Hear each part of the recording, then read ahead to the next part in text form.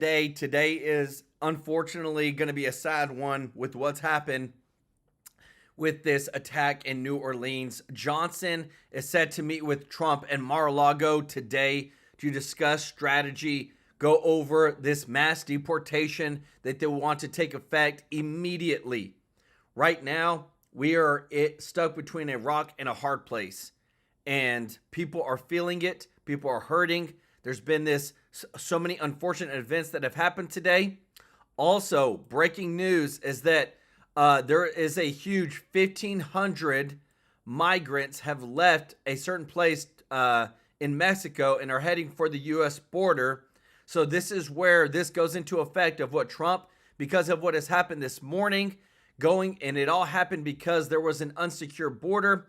What Trump's borders wants to do and to start things immediately to help secure the United States. So Trump is now meeting with Mike Johnson to strategize on setting the mass deportations immediately.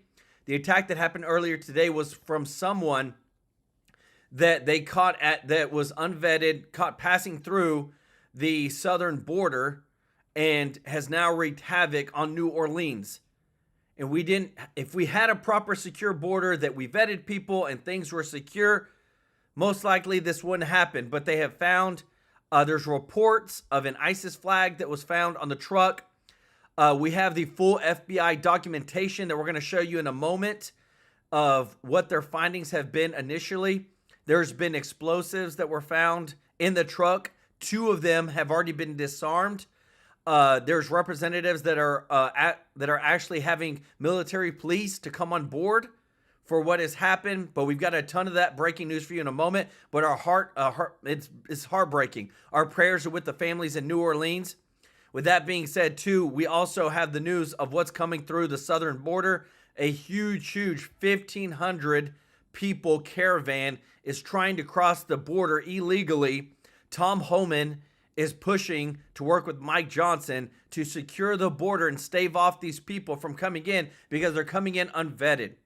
We also have another crime scene that has happened in Las Vegas, Nevada, where a truck, an actual Cybertruck, caught fire and exploded right in front of a Trump hotel. Multiple people were injured. It is now an active crime scene, and it is not coincidence that this has all happened. More reports are coming out. Guys, we're going to show you the things that you're not going to see on mainstream media. You're going to see what's actually going on. We're going to show you that in just a moment. I want to say thank you to everybody that's watching. If you're not subscribed, hit that subscribe button because we are here to show you everything. Things you don't normally see. We're going to get into a lot of stuff. I want to say thank you to all of our subscribers. And thank you to everybody. If you don't mind, click the thumbs up like button. It really does help the channel so much to grow. We want to get the truth out there. Thank you to everybody that is a member. If you want to be a member, the link is in the description to join. And thank you to all of those that give a super chat donation. Thank you to Elaine Demeen so much. Guys, this is a person that gives that normally isn't watching live, but we appreciate them so much. Appreciate everybody that gives a super chat. But I want to get right into the breaking news. We're going to show you all the documents from the FBI that has been released and go over what the actual facts are in just a moment. Check this out. The FBI has just released the name of the alleged attacker in the awful New Orleans tragedy that happened just around 3 a.m. on New Year's Day. 10 people killed, around 3 dozen injured. That attacker who drove into the crowd. And I'm sorry to interrupt, but now that number has now gone up from 10 to 15. In a white pickup truck and then engaged in a gun battle with police before the attacker, was shot dead, has been named as 42-year-old Shamshud Din Jabbar. We are told he is a U.S. citizen and he is from Texas. Justice correspondent David Spunt is live at the White House with the latest. David, how did the FBI make this determination? Well, the FBI either is going to classify this as domestic terrorism or international terrorism. We know that Shamsuddin Jabbar, who's the suspect, the 42-year-old, was born in the United States. He is a U.S. citizen born here. So perhaps this will be domestic terrorism, but we don't want to get ahead of that. We're going to get some update from authorities within the next 45 minutes or so. We know that there was an ISIS flag that was found in the vehicle. Perhaps there may be more that gave authorities some sort of inkling as to why this is terrorism, although an ISIS flag, I think, is a pretty clear indication for why the FBI, Jonathan, just hours after this attack happened, the FBI came back and said, listen, this is being investigated as an act of terrorism. As for the White House, President Biden is not here. He's at Camp David with the First Lady. We heard brief remarks from him on the tarmac today. He spent the night in Wilmington New Year's Eve and made this statement, though he didn't say much, but I do want to play it. You've all got my statement. I'll have more to say in the next hour or so following what's going on in New Orleans. I'll be happy to do that. Do you understand if the person crossed the border? I'm not going to comment on any specific yet at all. I've contacted every agency in the federal government as well as the state. They're all coordinating to get to the bare facts. We know what the facts are. Can you say if he was a foreigner or if he was domestic? I'm not going to say anything until I get all the facts in front of me. Has the suspect been identified? Again, I'm not going to comment until I speak to the group later. I've spoken to every member of the agency, from the CIA to our national security team, to our FBI, NSC, and we're gathering all the. And I spent a lot of time with the government, with the mayor. What was your reaction when you heard what happened? Well, the reaction was one of anger and frustration. Thank you. One of anger and frustration. That's before we heard the name Shamsuddin Jabbar, the 42-year-old from the Texas area, from Houston, Texas area, I should say, a American-born citizen. We're going to be getting some more updates a little bit later. We do know also that this truck was potentially rented in the Houston area, so working to find the exact provenance of the truck and where the truck was before a little bit more. But we know that there was an ISIS flag found in the truck, and we're hoping to get many more details, because after all, the last details that we got from law enforcement on the record, on camera, were about 7:30 this morning. So we're eagerly awaiting that update. Back to you. David, you've been breaking so much news on this story today, this terrible story. I wonder if your sources at DOJ have talked to you at all about the potential for this being a copycat attack. Because I look back at that attack in Germany just a couple of weeks ago on the Christmas market. Yeah. It was a man who was born in Saudi Arabia, had spent, I think it was something like 2 decades in Germany before he was somehow radicalized and carried out this attack. Is the FBI looking at potential similarities there? I assume they must be.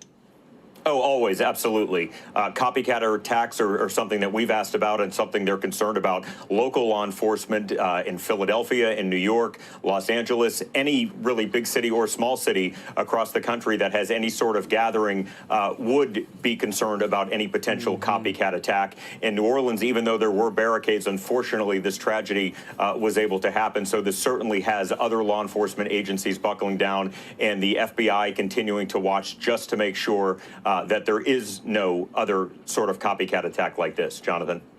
David, we're grateful. Guys, let me tell you this. So this is now sparking a lot of momentum for the mass deportations to secure the southern border. And they say, well, he was a U.S. citizen, all this. There's explosives. There's all these things that were found. It was a coordinated attack, not just with this, but what has happened in Las Vegas, Nevada. Johnson is meeting with Trump at Mar-a-Lago to discuss strategy. This also comes from the 1,500 migrants that left Tapachula, Mexico, and that are heading for the U.S. border. Guys, there's a lot of things that are actually happening today that I want to actually show you what is going on. Thank you so much, Rebecca Ratliff, for the super chat. Let's go. Y'all show Rebecca some love in the chat. But there's a lot of things that are going on. They're trying to get to the bottom of this. But remember this. Trump's claim terrorists are pouring over the southern border does not stand up to scrutiny. This is what CNN posted. And a lot of people are saying, well, where you at, CNN? All these things that are happening right now, these are being categorized as terrorist attacks. And Trump called it out. This was back in September 8th of 2024. And it was only, a lot of people said it was only a matter of time before something actually happened. So what I want to show you now is the actual report coming from the FBI. A lot of people are like, do we trust the FBI? Well, we're just reading you what's being put out there. So they said today, approximately at 3:15 a.m. CST, an individual drove a pickup truck into a crowd of people on Bourbon Street in New Orleans. He took the lives of 10, and now we know that number has been updated to 15, injuring dozens others. After hitting the crowd, he exited the vehicle, and local law enforcement took him out. There's like some words you can't say, guys, just because it's too much. But the subject has been identified as the 42-year-old Shamsu Din Jabbar, who is like a U.S. citizen from Texas. Like, guys, it's crazy how quickly they're releasing all this information. We can't get information on the Butler assassination guy, but man, we know everything about this guy within a matter of hours. He was driving this Ford pickup truck. There was an ISIS flag that was located in the vehicle. There was also weapons and potential IED were located in the subject's vehicles. There was also other potential IEDs that were located in the French Quarter. This is super important, everybody. This is things that are not being reported on now, but now I'm giving you the actual facts of not only did they have weapons in the truck, but he had weapons placed throughout the French Quarter.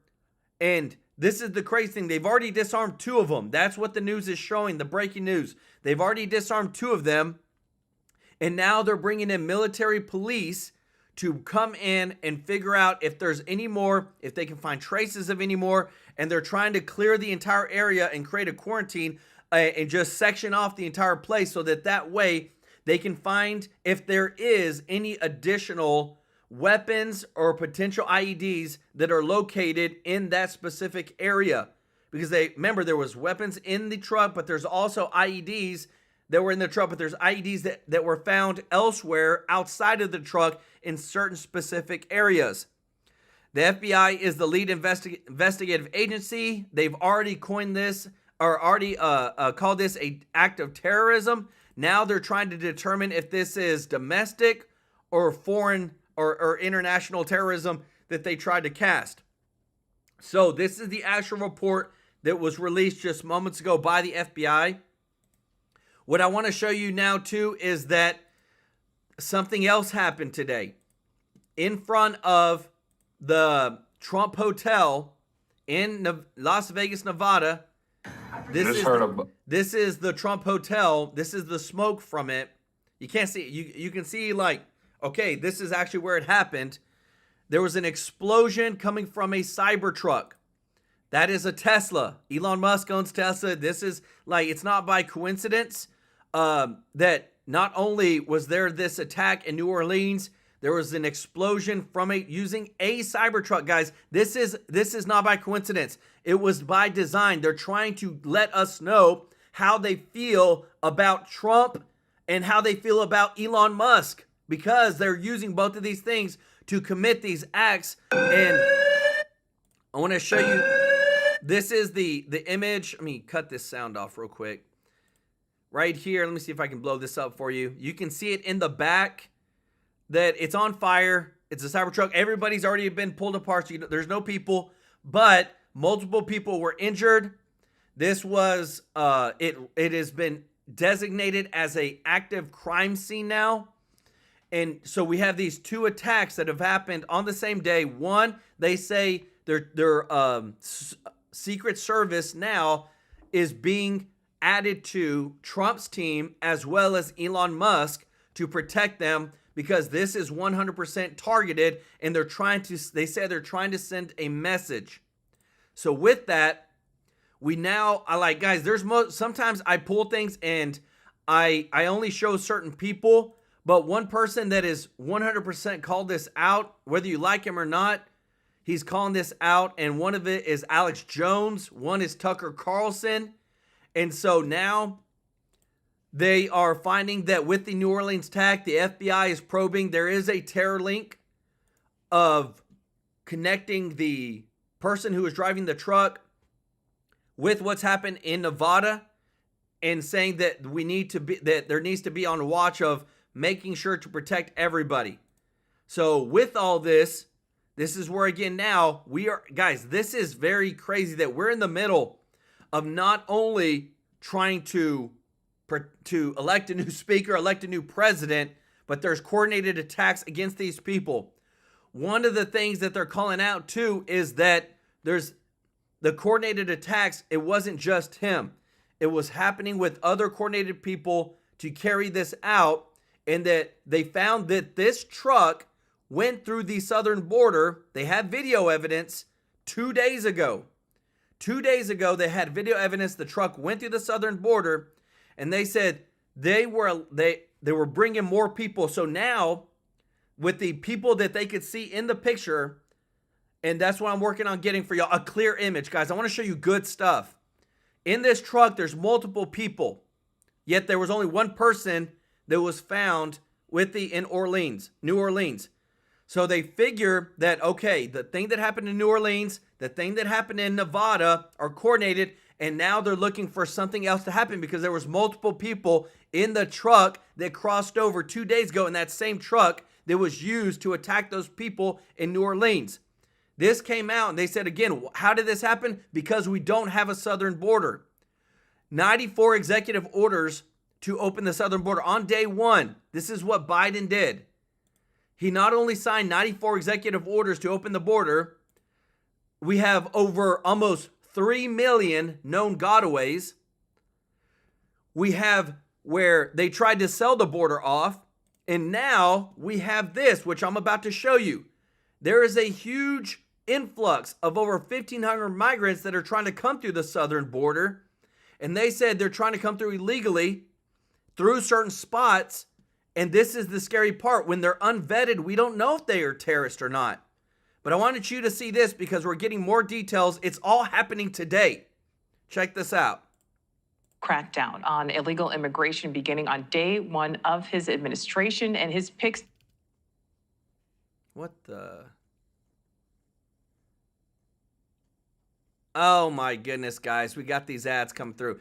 Okay, I'm sorry. We're gonna wait for this ad. I do want to show you something else while we're waiting for the ad to go through. But this right here, the Cybertruck fire at Trump Hotel has now sparked the emergency response that I showed you this earlier. This is now an active crime scene because it was a full-on explosion. Multiple people were injured. And so with that, not only have we had the thing that happened earlier, but now we're seeing what's happening with happening in Nevada, and they're saying that there could potentially be something else to happen somewhere across the United States, and more Secret Service has been added to President-elect Trump as well as Elon Musk because they targeted by using a Cybertruck. All right, the ad is almost done. I got you here, everybody. Crackdown on illegal immigration beginning on day one of his administration, and his picks to handle the border are already making plans, including his incoming border czar, that is Tom Homan, who sat down with News Nation to preview the new administration's border policies. His comments coming as border agents prepare for a surge in migrants at the border, many rushing to try and make it into the U.S. before Inauguration Day. News Nation's Allie Bradley joins us live. Allie, are there any signs at this point of this migrant surge? Hey, Nicole. So, of course, it's something that they are bracing for and have been since President-elect Trump was actually elected and won on January 6th. Everyone said, hey, we're going to have a massive crash at the southern border. We have not yet seen that. However, agents and officers tell me there is still time for the cartel to exploit our southern border. We have seen several caravans break free from the southernmost point of Mexico. That's Tapachula. We have seen thousands of people leave from that area, but they're not materializing in massive groups at our southern border, but rather in groups of 100, maybe 200 in Eagle Pass, things like that. That is what we've been seeing. But over the last 4 years, more than 8 million migrants have been encountered at our borders. The majority of those encountered were given a notice to appear. It's a court date that might be... Guys, just take... It is so hard to even process what I'm showing you right now. Look at that huge, massive group of people that are that we don't know if this is what's happening now. Now, they are talking about there's over 1,500 people trying to come from a certain part of Mexico. But this is why Mike Johnson and Tom Homan and Trump are meeting today at Mar-a-Lago, because they say we cannot wait till Trump becomes president. We have to do something now. 2 to 6 years out. That really painted a promising outlook for anybody who was hoping to have their chance at the American dream. But the incoming border czar, Tom Homan, says you can kiss those dreams goodbye. They need to hear, they need to understand, do not sell everything you own to give it to the criminal cartels to be smuggled to the United States, because you're not going to stay. We're going to end catch and release. So we're going to get this done. So I hate to see anybody use their life savings to give it to criminal cartels who will abuse them to come to the border and not be released in this country. Stay in your homeland, be safe. Crossing this country illegally is crossing the border illegally is very dangerous. Again, we got a record number of migrants dying into this country. We got a record number of Americans dying from fentanyl. The policies of this administration with open borders are killing Americans in record numbers. They're killing migrants in record numbers. Stay home. Wow. Now, Nicole, this all comes as Mexico is set to open at least 25 shelters at its northern border, right just south of us, to help out with those who are deported from Mexico. Nicole. You know, and Allie, during that sit down there with Homan, he talked about the journey to the southern border being a very dangerous one. Is that a message that migrants are hearing? You know, I asked him specifically that, and he said he hopes that they hear the message. But the reality is, sadly, no, they're still coming, and they're actually self-separating from their families on their own. So take a look here. This recent instance over the weekend, Texas DPS troopers recovered 2 unaccompanied female children. They were ages 5 and 9 from El Salvador. They were left abandoned by a smuggler in Eagle Pass who reportedly ran back to Mexico. Now, as you can see there, those 2 children, they had a note with an address and a phone number. They were then sent over to Border Patrol. So here's what we know, Nicole. Former HSI Special Agent, that's Homeland Security Investigations, Special Agent Victor Avila told us that many times these parents actually leave their children behind in Mexico with the cartel as payment. And then they're promised that they'll be reunited at some point. That's what that note card is down the road after God knows what, unfortunately, happens to that child. So that's the reality. A lot of these families are kind of self-separating. Nicole. All right, Allie Bradley live for us there in Del Rio. Wow, guys. So there's been new footage. I'm just afraid, guys. I can't show it on here. I don't want to get demonetized. I don't want to get a strike against me from YouTube, because you can only show certain things. But there's new footage showing the exact video of the explosion of the Cybertruck that happened outside of Trump's hotel. So what I'm going to do is I'm going to show you the image of it, but I'm not going to play the video just because I don't want to get a strike or anything like that.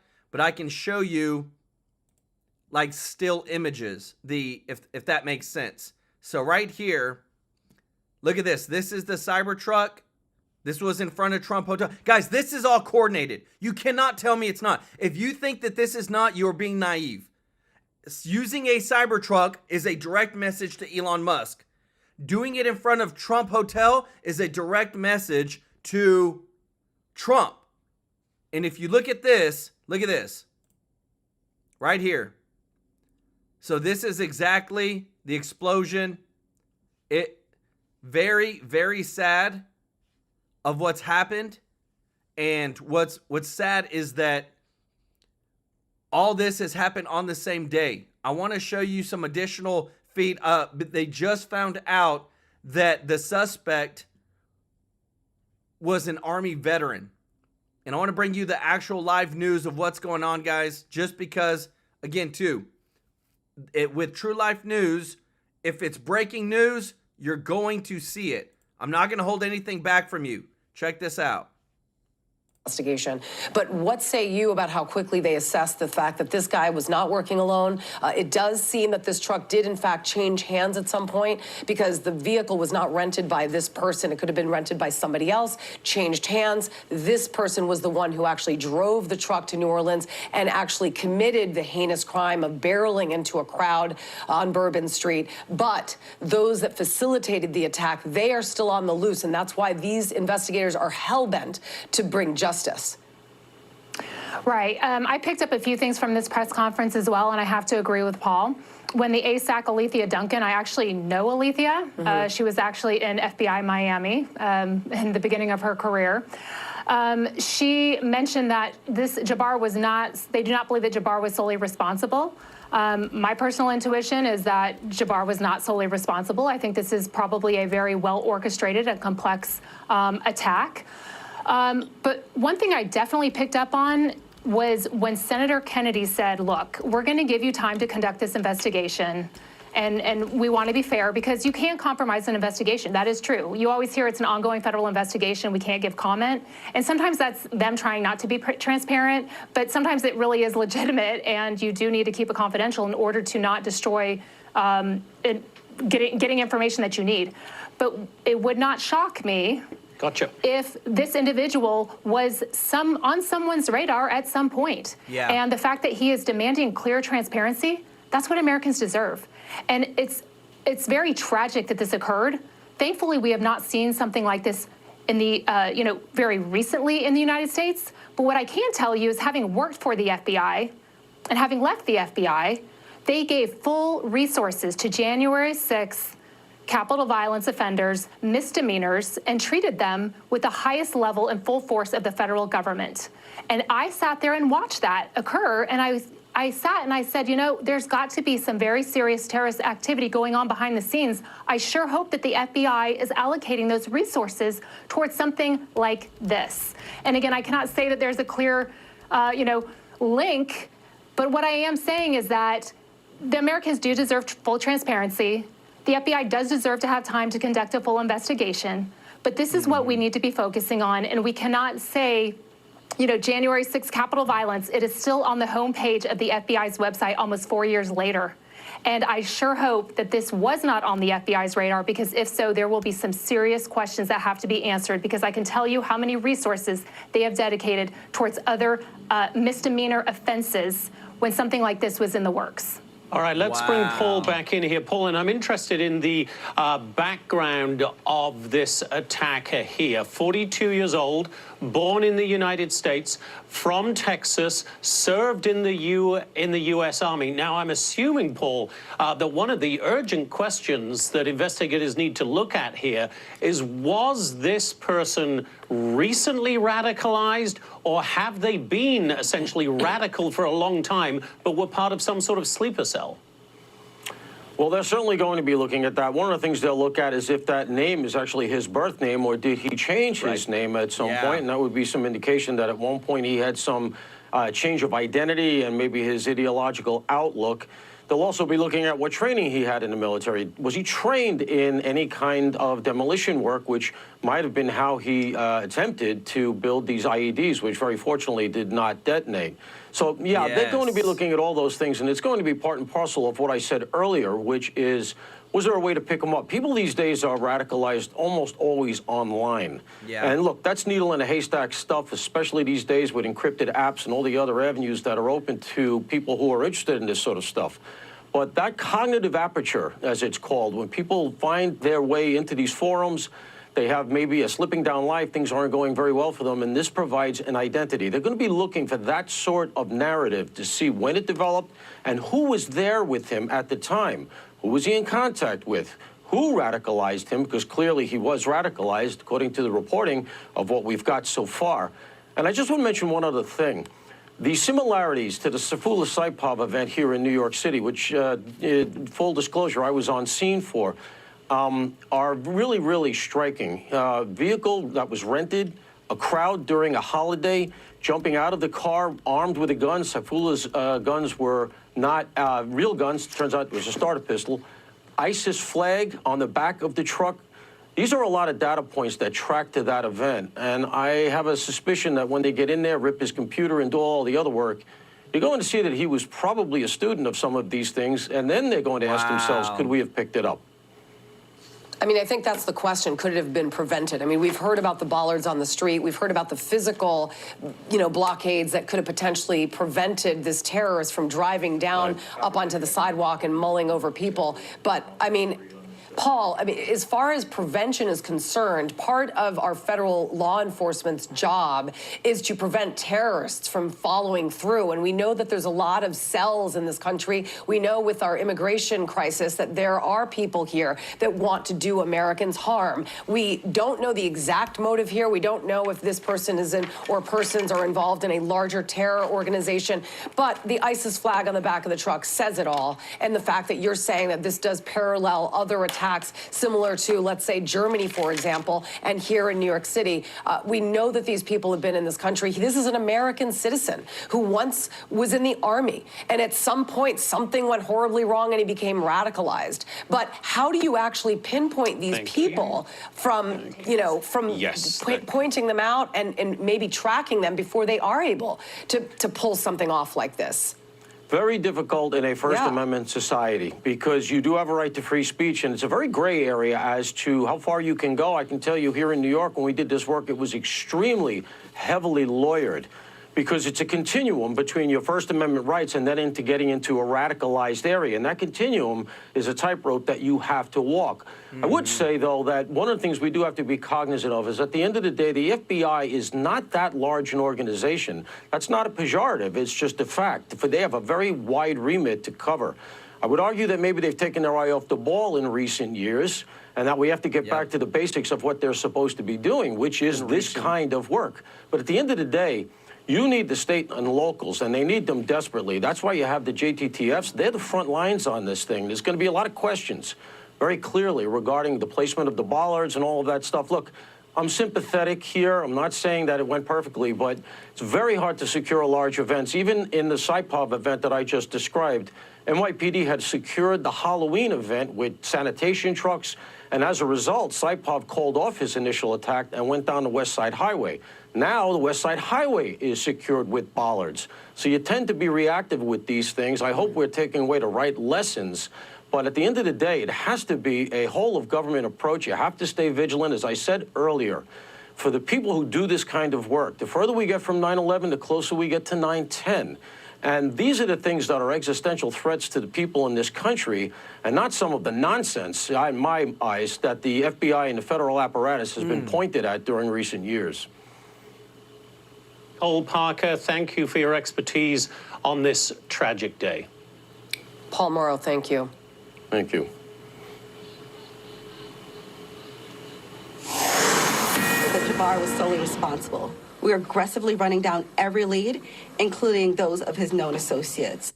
Okay, what she just said was he wasn't solely responsible. So they're now finding new evidence, and I'm reading it over here on another news article, that this was a coordinated attack by multiple people. You can see John Kennedy right there standing beside her in the room. Guys, this is a big deal, because they're fearful that, and what I'm reading over here is that there's more and more potential things out there that could happen today. That's why we need the public's help. Federal and local officials giving an update on the deadly terror attack early this morning in New Orleans, carried out by a U.S. citizen with apparent sympathies to ISIS. 10 dead, 35 injured, and multiple explosive devices deactivated in the French Quarter in what appears to be an intricate New Year's Day plot. Continuing coverage here on Fox News Live, I'm Jonathan Hunt. And I'm Julie Banderas. The FBI is saying 42-year-old Shamsuddin Jabbar, a U.S. citizen from Texas, intentionally drove into a crowd of people on Bourbon Street. Moments later, at around 3:15 in the morning, he began shooting at police and died after officers returned fire. 3 cops in all. The FBI is now saying more. Jonathan. The FBI says that Jabbar had weapons and a potential explosive device in his truck. Investigators also discovered an ISIS flag, and they're working to confirm any potential direct ties to the terror group. Let's turn now to Madison Scarpino, who is live in New Orleans with the latest on this developing story. Madison. Wow. Hello, Jonathan. The FBI just said that they do not believe that the 42-year-old suspect acted alone, and they're asking for the public to help identify any other potential suspect. This is all happening during a very busy time in a very busy city. New Year's Eve last night, the Sugar Bowl football game between UGA and Notre Dame, that was set for tonight. We now know it's been postponed 24 hours as this active investigation continues, and the iconic Bourbon Street here in New Orleans is still currently an active crime scene, and we just heard from several state and local officials. Here is the mayor of New Orleans. Listen. I want to express my deepest condolences to the families and loved ones that were impacted by this tragedy on Bourbon Street and in the heart of the city of New Orleans. And I know that the entire New Orleans City Council grieves along right with me, no doubt about that, and our people and our families. We are committed, no doubt, to uncovering all details surrounding this tragedy. And we're taking every necessary step to put even more safety procedures in place. Now, the FBI says that, again, multiple IEDs were found in the suspect's car and in the French Quarter.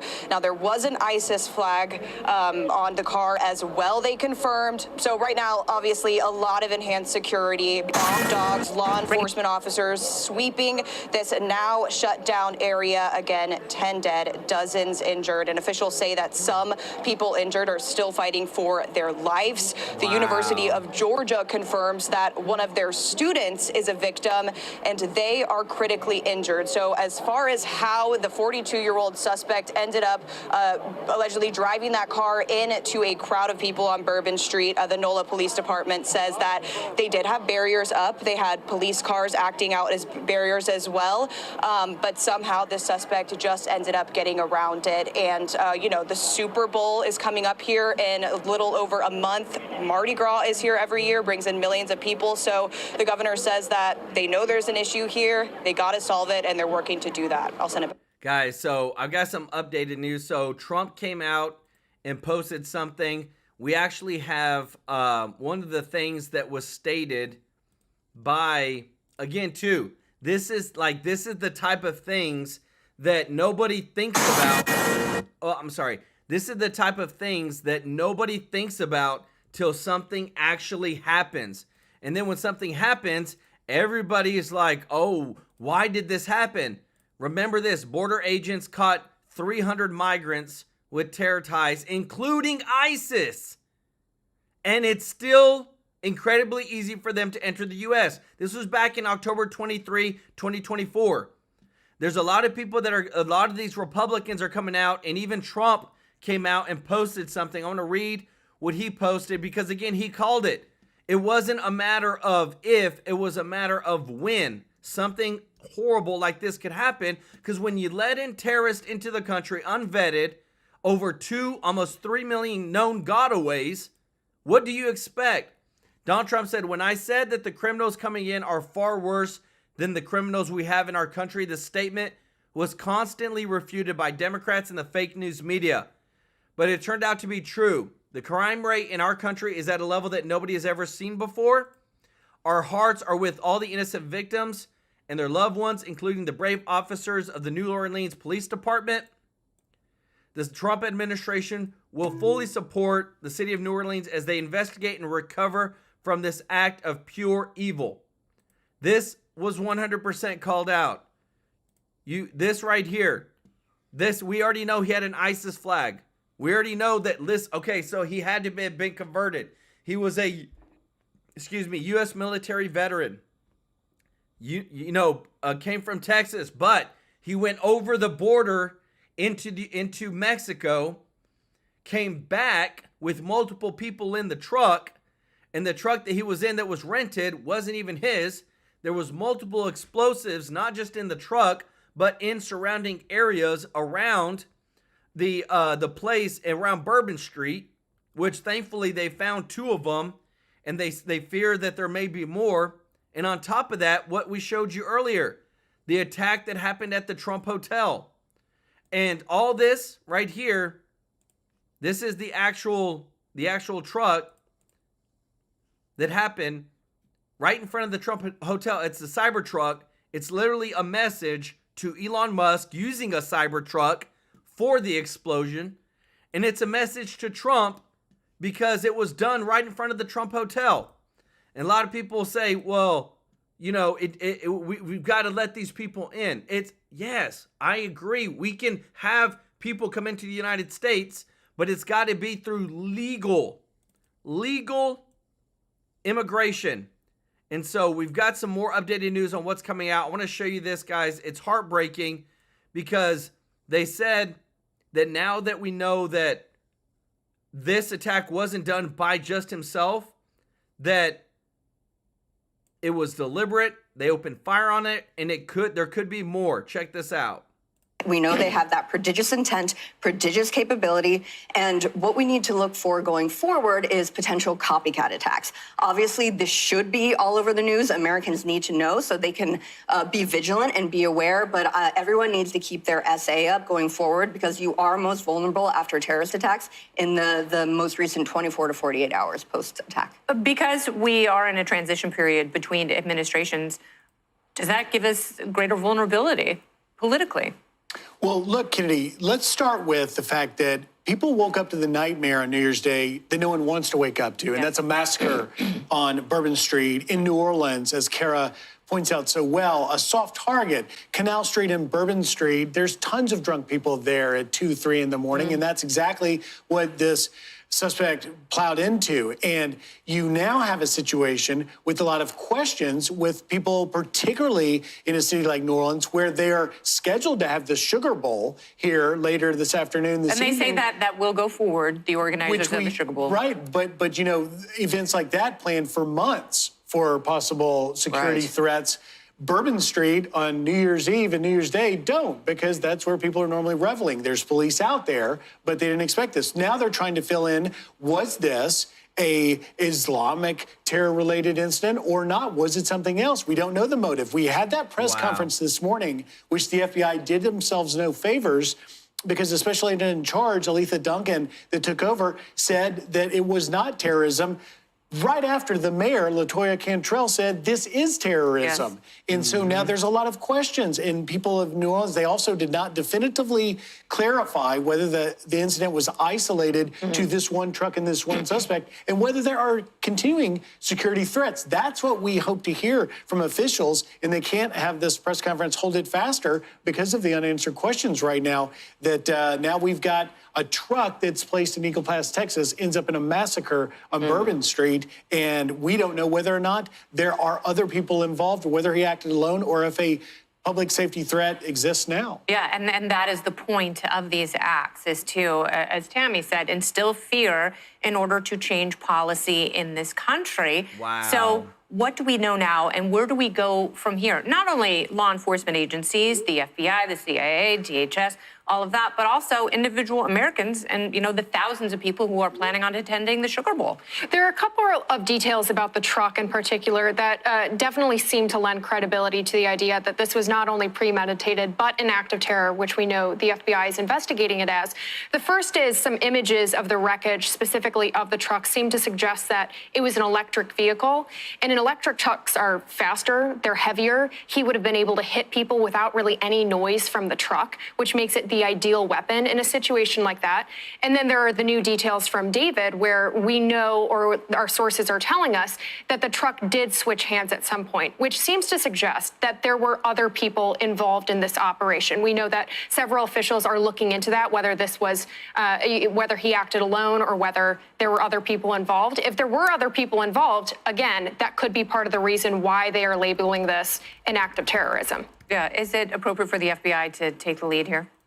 Yeah, I think so. At this stage, obviously, as they get more information, they're going to be coordinating with other agencies. They're going to be coordinating with agencies that have an international remit. Of course, they're already talking to them, I can assure you. But for now, given that this happened inside the continental United States, it is fully within the FBI's remit to take the lead. I really hope that they do it well, because we know their track record has not been great over the past 4 years. So hopefully, Godspeed, FBI. Let's figure this out. Yes, and it is a wonderful opportunity for the Bureau to have Americans rediscover the confidence they once had in that organization. I'm Steve Doocy. Guys, let me tell you this. The big thing that's happening right now, too, is a lot of people are skeptical of the FBI. I want to show you something real quick, because they said this person should have been caught.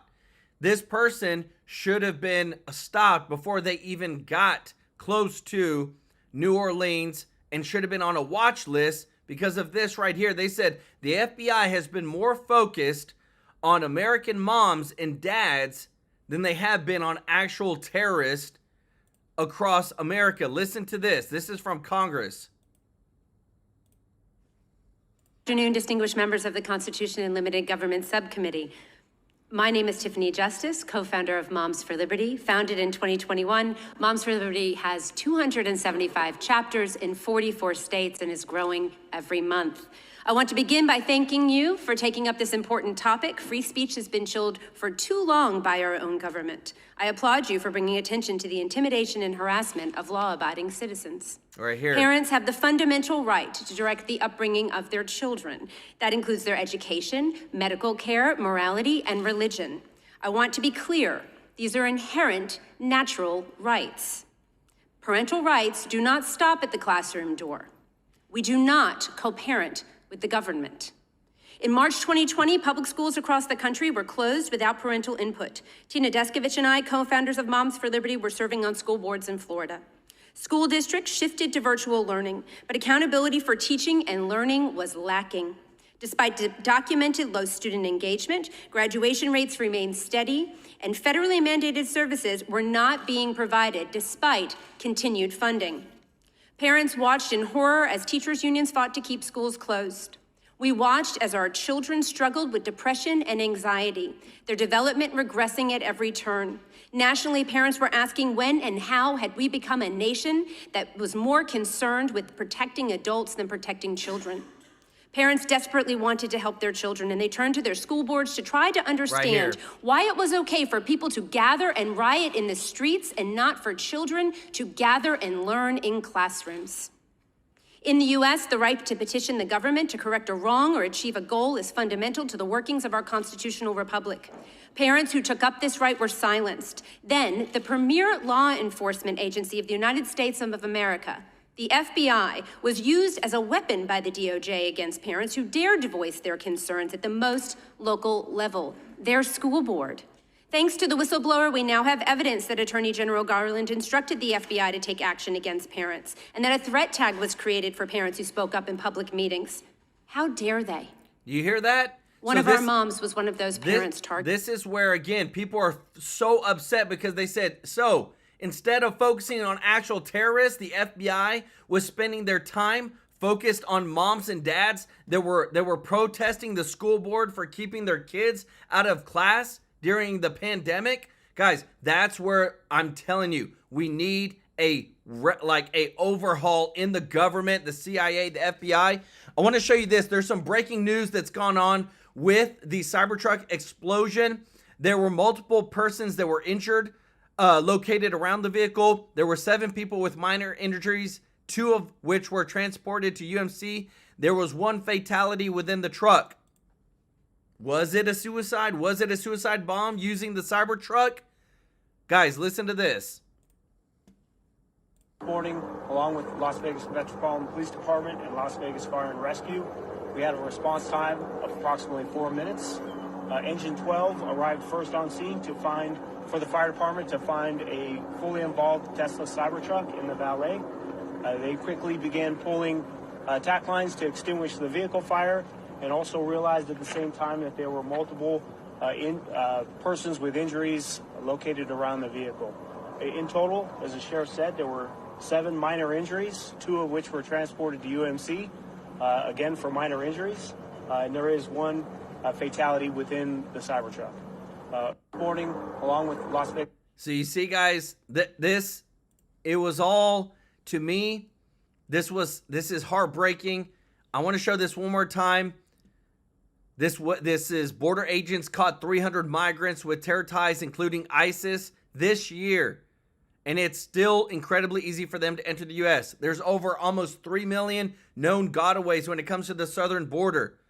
If there's not an image that exhibits what happened when it came to the border, then this, I don't know what is. But we know that there are people, this is what the Biden administration did. Whenever Texas tried to protect its border, just let them through. And we don't know how many known gotaways were actual terrorists. We know for a fact that there are terrorists that are known gotaways. And this is where we need to be safe and diligent on protecting our people. But I'm so ready. And this is why, the last thing I'll show you again, Mike Johnson has headed over to meet with Trump at Mar-a-Lago to discuss strategy with Tom Homan on passing through the mass deportation as soon as possible and protecting the American people.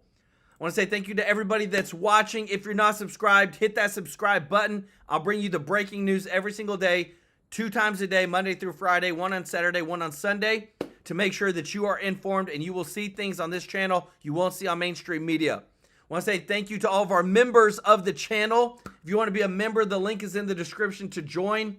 And thank you so much to everybody that gives a super chat donation. Thank you so much, Rebecca Ratliff, for your donation, guys. Show Rebecca some love in the chat.